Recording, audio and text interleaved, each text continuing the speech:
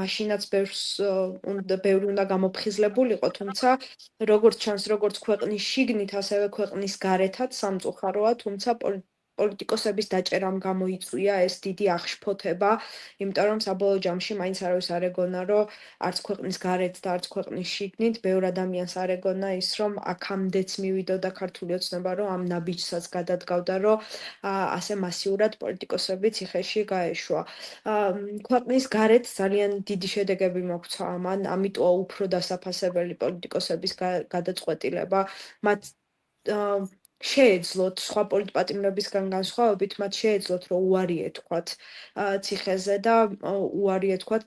საკუთარი თავისუფლების წართმევაზე, თუმცა არქნეს ასე და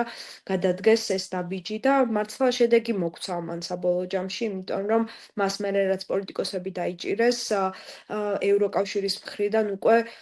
სანქცირების პოლიტიკაზე